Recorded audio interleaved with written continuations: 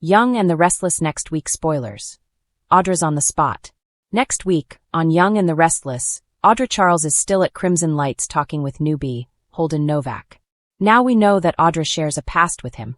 Part of it is business, and involves Tucker McCall. However, it also appears that they share an intimate past as well. Next week, Audra tells Holden the last thing she needs is her man, Nate Hastings, finding out they have history. Of course, Nate strolls in at that exact moment and asks, "What's going on here?" So, Audra has two choices on Young and the Restless. Tell Nate the truth right away, or make something up to cover up the fact that she knows Holden. Of course, if she lies it will come back to bite her, and could end her relationship with Nate. YandR next week spoilers. Summer Newman's in denial. While Audra Charles, Zuleika Silver, tries to hide her past with Holden Novak, Nathan Owens, someone isn't being honest with herself. Coming up, Summer Newman, Allison Lanier, is with her brother, Daniel Romalotti, Michael Graziade, at Society. She tells her brother that if he is suggesting that she is jealous of Kyle Abbott's, Michael Mueller, relationship with Claire Newman, Haley Aaron, he is way off base. Indeed, Summer isn't telling the whole truth here. It's clear that every time she sees Kyle with Claire she gets annoyed. Also, Young and the Restless spoilers confirm that Summer does want Kyle back. Furthermore, she doesn't go about it in the best way. Chances are, she schemes to break them up. Young and the Restless next week spoilers. Victor Newman's back to scheming. Meanwhile on YandR, Victor Newman, Eric Braden, is on a mission. Even though he is still recovering from a gunshot wound, Victor Newman is ready to get back to his devious plotting. Next week, he meets with his lawyer/bestie Michael Baldwin, Christian LeBlanc. Victor tells him that Ian Ward, Ray Wise, and Jordan Howard, Colleen Zenk, are out of the picture. So now he wants to implement the next phase of his plan. Michael asks which plan. He says to go after Jack Abbott, Peter Bergman, via Jabot. So his rivalry with Jack and the Abbott family is stronger than ever on Young and the Restless. And things are about to get ugly. YandR is intense. Keep watching to see if Audra Charles comes clean with Nate, or lies her way out of his questions on the CBS soap. Get all the latest Young and the Restless spoilers and updates daily from Soap Dirt. Audra Charles has never been the type to panic. She's calculated, stylish, and always 3 steps ahead. Or at least she likes people to think she is. But in Genoa City, secrets have a way of surfacing at the worst possible moment. And lately, Audra is finding herself uncomfortably on the spot, with nowhere left to hide. The walls are closing in, alliances are shifting, and the woman who once controlled the narrative may soon become the story everyone's whispering about. A confident front cracks. At first glance, Audra appears unbothered. She walks into rooms with that familiar smirk, heels clicking like punctuation marks in a sentence she believes she's already written. But those closest to her, especially Nate Hastings, can sense something's off. Audra isn't just reacting anymore. She's anticipating impact. It starts with subtle moments. A pause before answering a question, a flicker of annoyance when someone mentions the past, a too quick change of subject when business deals turn personal. Audra has always used confidence as armor, but lately, that armor is dented. And the reason? Too many people are asking the right questions. Nate pushes for the truth. Nate has stood by Audra longer than most expected. He defended her when others warned him she was dangerous, manipulative, or only loyal to herself. But even Nate has limits, and he's starting to realize that Audra may have been playing a much deeper game than she ever admitted. When Nate presses her about inconsistencies in her story, about business decisions that don't quite add up, about motives that feel personal rather than professional, Audra deflects. She reframes. She flirts her way out. But Nate doesn't let it go. The tension between them isn't explosive, it's icy, restrained, and far more dangerous. Nate isn't accusing her outright, but his disappointment cuts deeper than anger ever could. For Audra, this is unfamiliar territory. She's used to being underestimated, not doubted by someone she actually cares about. And that doubt, it rattles her. Kyle and Summer smell blood in the water. Meanwhile, across the Abbott-Newman battlefield, Kyle and Summer are watching closely. Audra's past involvement in corporate schemes, and her habit of playing both sides, has not gone unnoticed. Summer, especially, is done giving Audra the benefit of the doubt. She sees Audra's sudden vulnerability as an opening, not a coincidence. Summer starts connecting dots, revisiting old conversations, and realizing that Audra may have been quietly influencing outcomes behind the scenes for months. Kyle, torn between logic and lingering attraction, struggles with what to believe. He knows Audra is brilliant, but brilliance doesn't equal innocence. When Audra finds herself confronted indirectly, questions disguised as small talk, comments that sound casual but land like traps, she realizes the truth. She's being tested. And Genoa City is not a forgiving place when you fail a test. Victoria's watchful eye. If there's one person Audra should be worried about, it's Victoria Newman. Victoria doesn't confront impulsively. She observes. She waits. And when she finally makes a move, it's devastatingly precise. Victoria has noticed Audra's shifting loyalties, her selective honesty, and her talent for being involved without ever being blamed. That kind of player is useful, until they become a liability. Audra, for the first time in a long while, isn't sure where she stands with Victoria. Is she still an asset? Or is she being evaluated for removal? When Victoria corners Audra in a quiet but loaded conversation, asking her to clarify her role in recent events, Audra feels the pressure spike. There's no room for charm here. No flirting, no clever spin. Just truth. Or something close enough to pass for it. Audra gives a carefully crafted response, but Victoria's expression doesn't change. And that silence? It's terrifying. The past refuses to stay buried. What truly puts Audra on the spot isn't just business. It's her past. Old decisions. Old betrayals. Old moments where she chose ambition over empathy. Someone from Audra's history resurfaces, not necessarily to seek revenge, but to expose a version of her she's worked hard to bury. A version that reminds everyone that Audra didn't just climb her way to the top. She stepped over people to get there. This threat isn't loud or public. It's quiet, strategic, and that makes it worse. Audra now has to decide. Does she get ahead of the story by owning her mistakes? Or does she double down and destroy anyone who could ruin her? For someone who prides herself on control, the lack of good options is suffocating. Cracks in the armor. Alone, Audra finally allows herself a moment of honesty. Not with anyone else, just with herself. She wonders if she's pushed too hard, trusted too little, and manipulated too often. She tells herself regret is weakness, but doubt creeps in anyway. Is this what it feels like to be exposed? Audra doesn't cry. She doesn't collapse. But she does hesitate, and for Audra Charles, hesitation is everything. City, denial isn't just a state of mind, it's a lifestyle. And right now, no one is clinging to it harder than Summer Newman. From the outside, Summer insists she's fine. She's strong. She's focused. She's doing what's best for her son, her career, and her future. But scratch the surface, just a little, and the cracks are everywhere. Because the truth Summer refuses to face is simple, devastating, and unavoidable. She's losing control. And the more she denies it, the faster everything slips through her fingers. A Newman who hates to lose. Summer Newman has always been a fighter. As the daughter of Nick Newman and Phyllis Summers, she inherited stubborn determination, sharp instincts, and an unshakable belief that she can outmaneuver anyone who crosses her path. Losing has never been an option for Summer. Not in love, not in business, and certainly not when it comes to her son, Harrison. That's why her current behavior feels so familiar and so dangerous. Summer insists she's acting out of protection. She tells herself she's the only one who truly understands what Harrison needs. She convinces herself that every drastic decision is justified because she's his mother. But what Summer won't admit, even to herself, is that fear, not logic, is calling the shots. Fear of losing Harrison. Fear of losing her place in his life. Fear of losing to Sally, Kyle, and even herself. And fear has a way of turning love into obsession. Kyle Abbott. The truth she won't face. If there's one truth Summer refuses to confront head-on, it's this. Her marriage to Kyle Abbott is over. Yes, the divorce papers may be signed. Yes, they live separate lives. Yes, Kyle has moved on emotionally. But in Summer's mind, the story isn't finished, because she hasn't decided how it ends. Every interaction with Kyle is laced with unresolved tension. She bristles at his concern, snaps at his boundaries, and brags about her independence, while watching his every move. Kyle's relationship with Audra, and the lingering ghost of Sally Spectra, drives Summer into a quiet spiral she refuses to name. She tells anyone who will listen that she doesn't care, that Kyle is irrelevant, that she's thriving. But denial has a sound in Genoa City. And it sounds a lot like anger disguised as indifference. Summer isn't heartbroken, she insists. She's just alert, watchful, prepared. Prepared for what, exactly? Harrison, love or leverage? Nowhere is Summer's denial more troubling than when it comes to Harrison. She frames every decision as maternal instinct, every demand as concern, every legal maneuver as protection. But the line between motherhood and control is getting thinner by the day. Summer doesn't see it that way, of course. In her mind, she's the stable parent.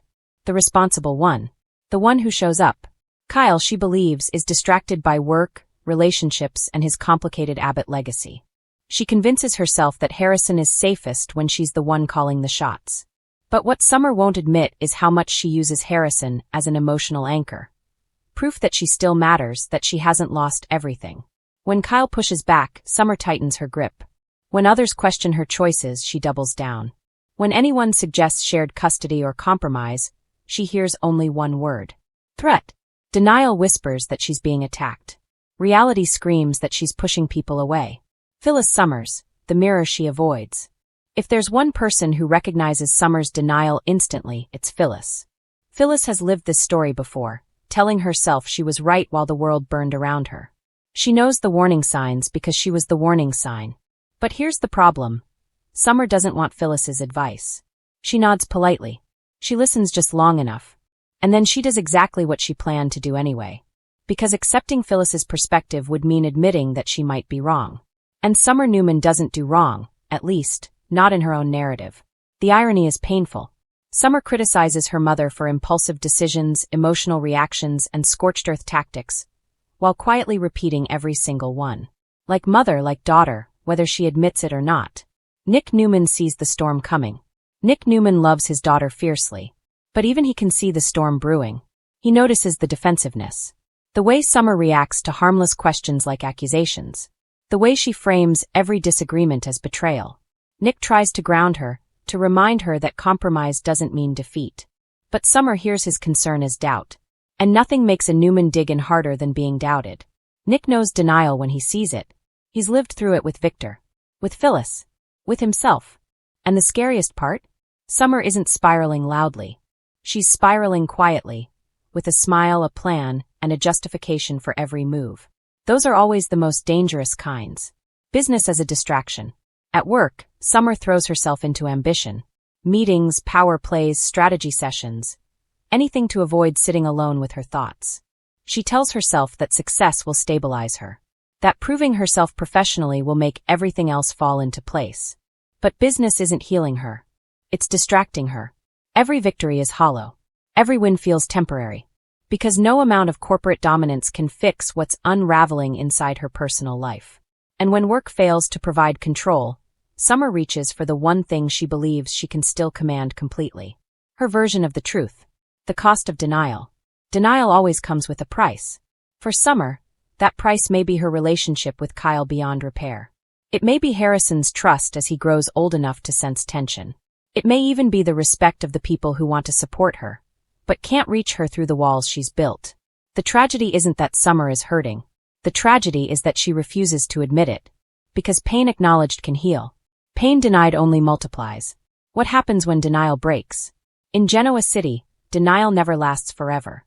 Eventually, the truth crashes through, often at the worst possible moment. A court ruling, a confrontation, a betrayal, or a quiet realization that it's too late to fix what's been broken. When Summer's denial finally shatters, it won't be gentle. It will be explosive.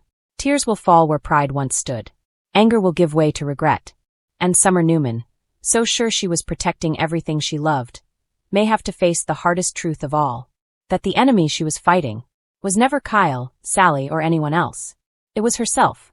And until Summer Newman stops denying the truth, her future in Genoa City remains as fragile as the lies she tells herself in soap time. It almost seemed like Victor Newman had softened. Almost. The mustache twitched less. The threats were quieter. The lectures fewer. But longtime Young and the Restless fans know better than to trust calm when it comes to the mustache. Because Victor Newman doesn't retire from scheming. He simply regroups. And now, he's back. Sharper. Colder. More dangerous than ever. The calm before the Newman storm. In recent weeks, Victor has played the role of the reflective patriarch. Offering measured advice, stepping back from daily warfare, and letting his children believe they were finally steering their own destinies. Victoria felt secure in her power at Newman Enterprises. Adam dared to hope he'd earn genuine trust. Nikki believed she could keep the family balanced. That illusion is now shattered. Because behind closed doors, Victor Newman has been watching everything. every betrayal, every weakness, every misstep. And when Victor watches quietly, it means he's already 10 steps ahead. Victor never forgot, and he never forgives. Victor's greatest weapon has always been his memory. He remembers who crossed him, who doubted him, who tried to outmaneuver him. And lately that list has been growing again. Billy Abbott? Still reckless. Still emotional. Still convinced he can win without consequences. Jack Abbott? Playing peacemaker, but always circling Newman interests. Adam Newman? Loyal, but unpredictable. Victoria Newman? Strong, but perhaps too confident. Victor sees opportunity everywhere. And opportunity is his oxygen. Newman Enterprises. The battlefield reopens. Sources inside Genoa City whisper that Victor has been quietly reviewing financial reports, hidden contracts, and confidential deals. The kind that only he knows how to weaponize. He's letting Victoria believe she's fully in control, while subtly repositioning himself as the final authority. Victor isn't interested in running Newman Enterprises day-to-day anymore. What he wants is far more powerful. Control without fingerprints. He's laying traps that will only snap shut when someone makes the mistake of underestimating him. And someone always does. Adam Newman, pawn or prince? No relationship defines Victor Newman more than his twisted bond with Adam. Love, manipulation, pride, disappointment, it's all tangled together. Victor insists he wants Adam to succeed, but only on Victor's terms. Lately, Victor has been testing Adam again, feeding him selective information, placing him in morally gray situations, and watching how he responds. Is Adam truly loyal to the Newman legacy? Or does he still crave independence? Victor already knows the answer. And if Adam fails the test, Victor won't hesitate to use him as leverage, against the Abbotts, against Billy, or even against Victoria herself. Because in Victor's world, family is both shield and sword. Nikki Newman, the only one who sees the monster. If there's one person who recognizes the warning signs, it's Nikki. She's seen this version of Victor before. The quiet intensity, the sudden late-night calls, the closed-door meetings. Nikki knows that when Victor starts talking about protecting the family, it usually means someone else is about to get hurt. She tries to slow him down, to remind him of the damage he's caused in the past. But Victor Newman doesn't look backward. He looks at the board, and he's already moving the pieces. The Abbott problem, and Victor's long game. Victor's obsession with the Abbotts never truly ends. Jack may think their rivalry has matured into mutual respect, but Victor still views Abbott's success as a direct challenge to Newman dominance. And Billy? Billy is Victor's favorite kind of enemy, the kind who self-destructs with a little pressure. Victor has begun quietly gathering intel on Billy's recent choices, emotional vulnerabilities, and professional risks. He doesn't need to push hard. He just needs to wait. When Billy stumbles, and Victor will be there to make sure the fall is spectacular. Why this version of Victor is so dangerous? What makes this new chapter truly chilling is that Victor isn't fueled by rage anymore. He's fueled by certainty. He believes he's right, that his way is the only way. That Genoa City needs him to pull strings from the shadows because no one else is capable of protecting the empire, or the family. That belief makes him unstoppable. He's not reacting. He's orchestrating. And when Victor orchestrates, people lose jobs, marriages implode, alliances crumble, and lives change forever. Who should be worried? Everyone. Victoria may think she's immune. Adam may think he's chosen. Jack may think they've reached détente. Billy may think he's already at rock bottom. They're all wrong. Victor Newman is back in full strategist mode. And the scariest part is that he doesn't need to win loudly anymore. He wins quietly. Permanently. The mustache rises again. There's a reason Victor Newman remains one of daytime television's most iconic power players. He isn't just a villain. He's a force. A storm that never truly leaves. Only fades long enough for people to forget how destructive it can be. Now the storm is gathering again. And when Victor finally makes his move, Genoa City will realize the truth too late. You don't escape Victor Newman's game. You only survive. Gave anyone a moment to breathe. And for Audra, today was shaping up to be one of those days that could define her and potentially destroy her. The morning had started deceptively calm. Sunlight streamed through the blinds at the Grand Phoenix, glinting off the sleek surfaces, making the hotel lobby shimmer as if nothing sinister could ever invade its pristine perfection. Audra, however, felt the tension simmering beneath that calm like a pot about to boil over. She had barely settled into a quiet corner with her coffee when her phone buzzed. One glance at the screen, and her stomach knotted. It was a text from none other than Victoria Newman, crisp and cutting. We need to talk. Now. Don't be late. Audra could feel the words pressing against her chest. Victoria wasn't someone who sent casual texts like this. When she wanted a conversation, it was serious, and it always came with consequences. Audra took a deep breath, trying to steady herself. She knew she had to think fast. For weeks, she had been navigating a treacherous web of loyalties, secrets, and schemes, and each step felt increasingly like walking a tightrope over a pit of snakes. Between trying to maintain her friendship with Kyle and staying out of the crosshairs of the Newman Empire, she had learned the hard way that one wrong move could cost her everything. By the time she arrived at Newman Enterprises, the office tower loomed above her like a fortress of judgment. Victoria was waiting in the executive conference room, arms crossed, her gaze razor-sharp. Behind her, the expansive windows framed the city, but Audra barely noticed the skyline. She could only focus on the intensity of Victoria's stare. "Sit down, Audra," Victoria said, her voice smooth but cold. "We need to discuss last night." Audra swallowed. She knew exactly what this was about. At the Grand Phoenix Gala, she had let her emotions get the better of her. Kyle had been so distracted, so tense, and when she had tried to reach out, it had turned into a scene. A scene that several guests noticed, including some of the most influential people in Genoa City. Audra had hoped it would pass without incident, but in Genoa City, nothing ever stayed private for long. "I know it wasn't perfect, Victoria," Audra began cautiously. "But I was only trying to." "Trying to what?" Victoria cut in sharply. "Try to embarrass my brother in front of our clients? Try to make him look weak, while you show off your so-called loyalty." Her voice was rising now, resonant and commanding, echoing through the spacious room. Audra felt herself shrink under the weight of it, but she held her ground. "I wasn't trying to embarrass anyone," Audra said, keeping her tone even despite the storm building inside her. "Kyle was upset, and I was just trying to talk to him. That's all." Victoria leaned back, eyes narrowing. "Audra, you're walking a very fine line. You think you can just show up and play hero while everything around you collapses? You're not the only one with feelings here. Kyle's loyalty is complicated, and you have no idea how dangerous your actions could be for him, or for yourself." Audra's heart pounded. She had always admired Victoria for her decisiveness, her ability to command a room, but now, facing her directly, Audra realized how frightening that power could be. Every word Victoria spoke was a reminder that in this city, intentions didn't matter. Results did. "I get that," Audra admitted, her voice firmer now. "And I know I might have crossed a line, but I also know that Kyle needs someone to stand by him. And right now, he can't trust anyone else. Not after everything that's happened with, you know who." Victoria's eyes flickered, just for a moment, with a mixture of surprise and calculation. Audra had tread carefully, but that one reference was like walking on ice. She didn't name Adam, but the tension in the room made it clear that everyone knew the elephant in the room. Victoria's lips pressed into a thin line. "You're right. He doesn't trust anyone. That's why you need to be very careful. Because being on the spot, as you put it, can mean being exposed. And once that happens..." Her voice trailed off ominously, leaving Audra to fill in the terrifying possibilities. Audra's mind raced. She had been on edge for weeks, juggling her feelings for Kyle with the complications of her professional life, all while being caught in the ripple effects of the Newman drama. Every conversation, every glance, every misstep could be magnified. And now, sitting across from Victoria, she felt the full weight of being scrutinized, measured, and tested. "I understand, Victoria," Audra said carefully. "I'll be careful. I'll handle things differently.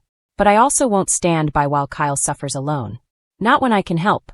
Victoria studied her, silence stretching out in the room like a drawn-out exhale.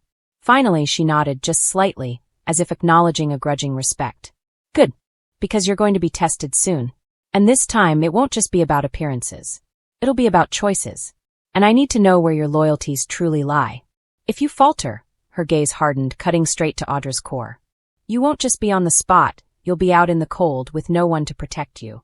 Audra swallowed again, feeling the tension spike in her chest. She knew Victoria's words were more than a warning, they were a challenge. Genoa City didn't forgive mistakes, and power had a way of exacting a price from anyone who underestimated it. But Audra also knew she couldn't back down. If she wanted to protect Kyle, herself, and even her own sense of integrity, she had to stay the course, no matter how dangerous the path became. The rest of the day seemed to blur into a series of high-stakes encounters. Every time she turned a corner, Audra felt the weight of eyes on her. Colleagues whispered in hushed tones, and she caught more than one glance from people who seemed to know more than they should. Even Jack Abbott, with his characteristic mix of charm and suspicion, had raised an eyebrow when their paths crossed in the lobby. "Busy day, Audra?" he asked, his voice casual, but there was an edge to it that set Audra's nerves on fire. "Yes," she replied carefully. "Lots going on." Jack's smirk didn't quite reach his eyes, and Audra knew better than to push him. In Genoa City, even a smile could mask motives as sharp as a knife. By mid-afternoon, Audra found herself at Crimson Lights, seeking a moment of respite. But peace was fleeting. She hadn't even taken a sip of her latte when Kyle arrived, looking as restless and conflicted as ever. His eyes searched hers, and Audra felt the invisible bond between them tighten. "You okay?" he asked, his voice low, almost desperate. "Victoria called?" Audra nodded. "Yeah, we talked. She warned me." Kyle's jaw tightened. "Warned you? Or tested you?" "Maybe both," Audra admitted. "But it's clear we're both on the spot, Kyle. And what we do next matters more than we realize." Kyle leaned back, exhaling sharply. "I know, and I don't know if I'm ready for all of this." Audra reached across the table, placing a hand over his. "You don't have to be ready, Kyle. You just have to take it one step at a time. We'll face it together. Whatever comes." Their conversation was cut short by the sudden arrival of Summer Newman, her expression stormy and eyes flashing with suspicion. "Audra," Summer said sharply, her tone leaving no room for pleasantries, "we need to talk about last night. You know exactly what I'm talking about."